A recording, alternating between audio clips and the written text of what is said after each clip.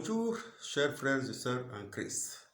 Que la grâce de notre Seigneur Jésus-Christ soit avec vous. Aujourd'hui, notre thème, c'est les privilèges du chrétien après la descente du Saint-Esprit. Le dimanche passé, on avait vu l'œuvre immédiate du Saint-Esprit après la Pentecôte.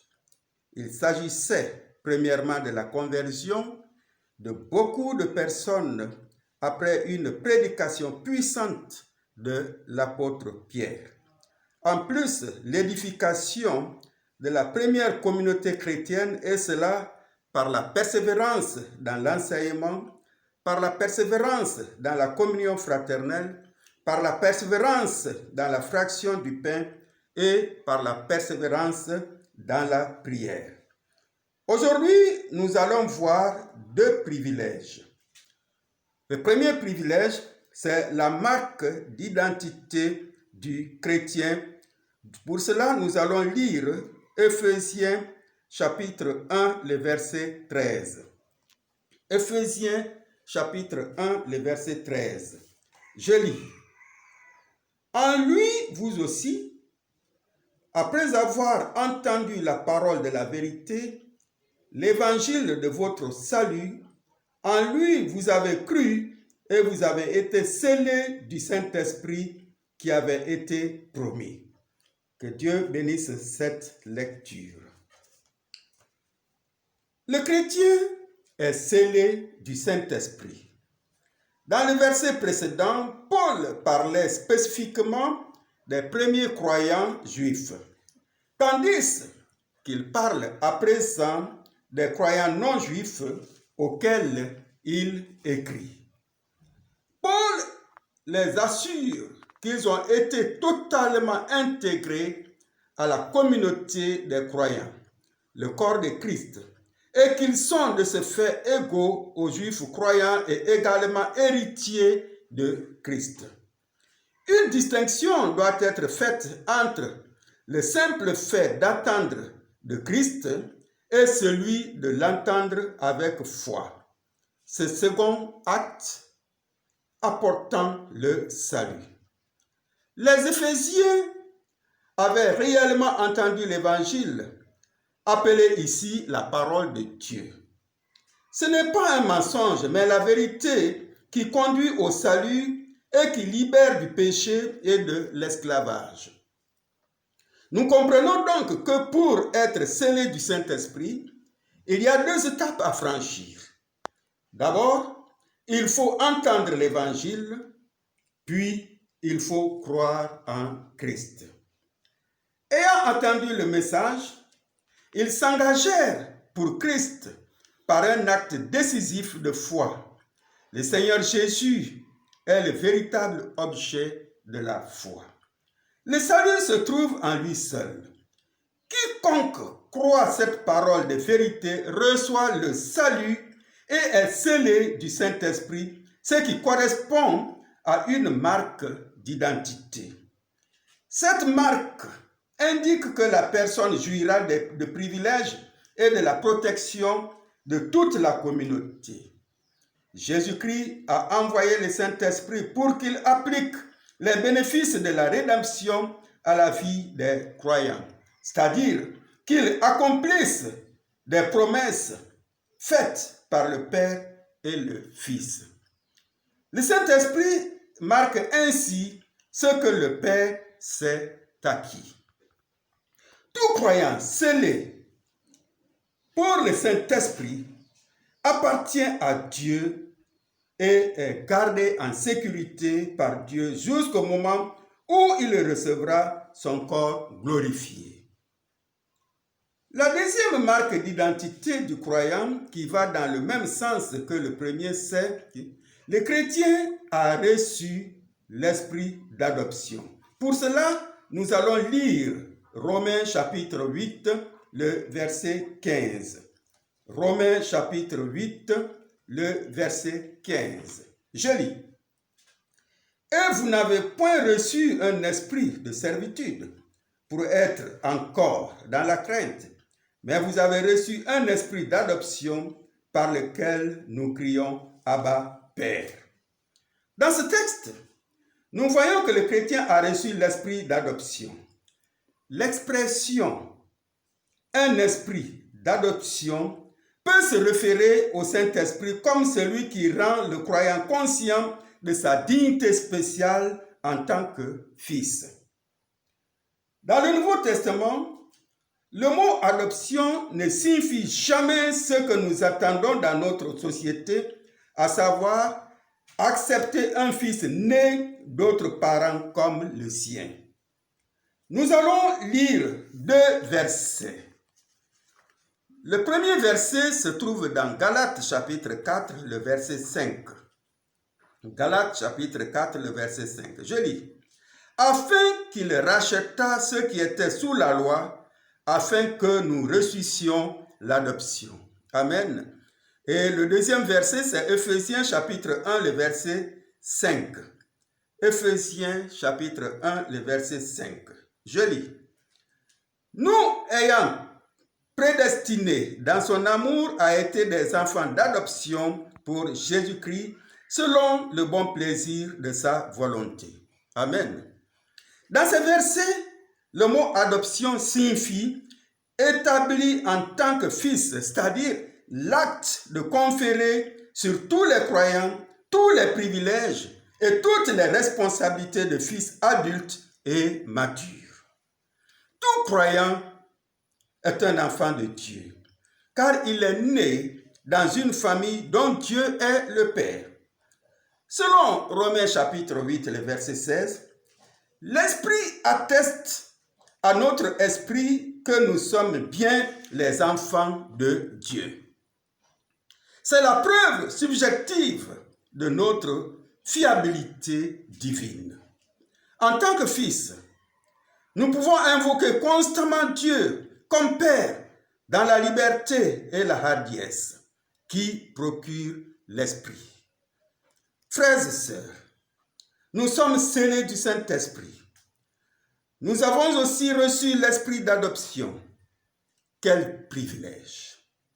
Il est dit dans Jean chapitre 1, les versets 12 et 13, « Mais à tous ceux qui l'ont reçu, à ceux qui croient en son nom, elle, c'est-à-dire la parole faite chair, a donné le pouvoir de devenir enfants de Dieu, lesquels sont nés non du sang, ni de la volonté de la chair, ni de la volonté de l'homme, mais de Dieu. » Quel privilège! Mais cela implique donc une discipline. Chaque chrétien doit se comporter dignement comme enfant dans cette famille. Nous ne devons pas agir de la même manière que ceux qui sont hors de cette famille. Nous sommes scellés par l'Esprit et nous avons reçu l'esprit d'adoption. Ces deux choses constituent la marque d'identité du chrétien. Après cette marque, nous allons maintenant voir certaines œuvres que le Saint-Esprit fait pour le chrétien. Les œuvres du Saint-Esprit pour le chrétien. Le Saint-Esprit transforme progressivement le chrétien. Pour cela, nous allons lire 2 Corinthiens chapitre 3, le verset 18. 2 Corinthiens chapitre 3, le verset 18. Je lis.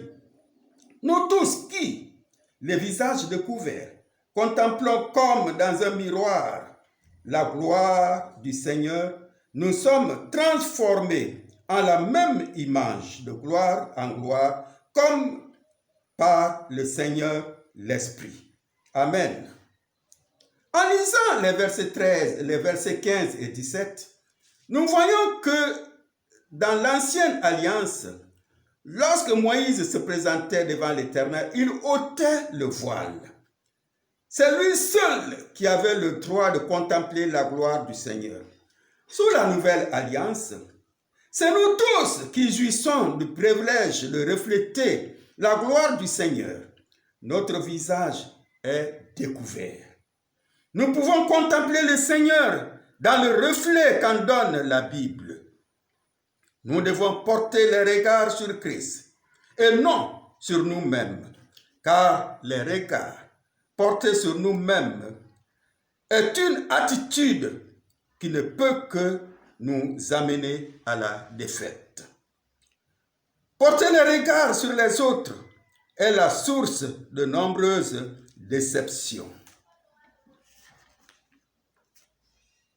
Mais, en fixant nos yeux sur la gloire du Seigneur, nous lui deviendrons peu à peu semblables. Ce merveilleux mécanisme de transformation se fait progressivement. Le changement n'est pas instantané.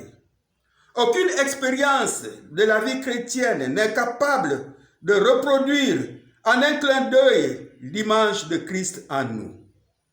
Il s'agit d'un processus évolutif et non d'une crise qui nous aide dans le processus de transformation connu et comme certains le pensent. C'est le Saint-Esprit qui est la puissance à l'œuvre dans cette transformation. Frères et sœurs, c'est vrai que la transformation ne se fait pas tout d'un coup, mais l'Esprit du Seigneur doit le faire progressivement. Depuis ta conversion, est-ce qu'il y a une transformation progressive, c'est-à-dire un changement positif?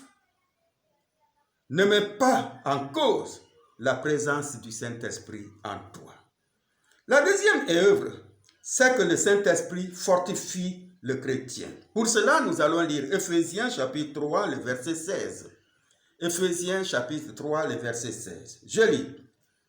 Afin qu'il nous donne, selon la richesse de sa gloire, d'être puissamment fortifiés par son esprit dans l'homme intérieur.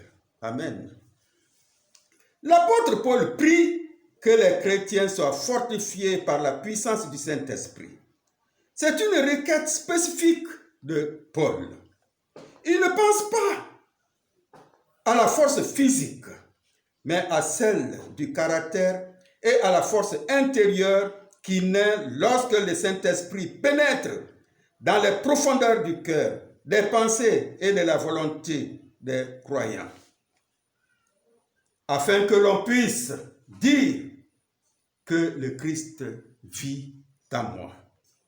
Le Saint-Esprit doit communiquer aux chrétiens la puissance pour atteindre la vigueur nécessaire à la maturité, à la stabilité spirituelle.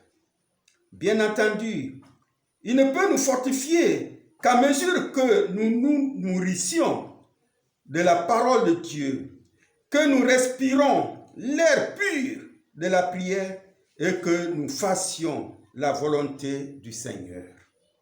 Cette puissance agit dans la partie spirituelle de notre nature.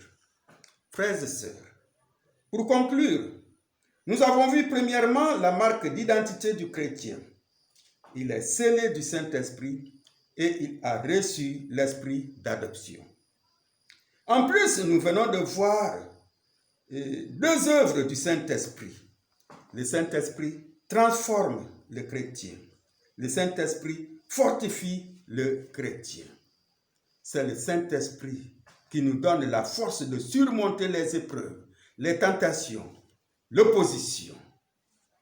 Sachons aussi que plus le Saint-Esprit nous fortifiera, plus nous ressemblons au Seigneur Jésus lui-même. Cela implique une dépendance constante de notre part de Dieu et un abondant constant à lui. C'est quand on est fortifié en Christ qu'il devient le maître de nos attitudes et de notre conduite. Que le Seigneur vous bénisse au nom de Jésus. Amen. Merci, chers frères et sœurs en Christ. Que la grâce de notre Seigneur Jésus-Christ soit avec vous pour toujours au nom de Jésus. Amen.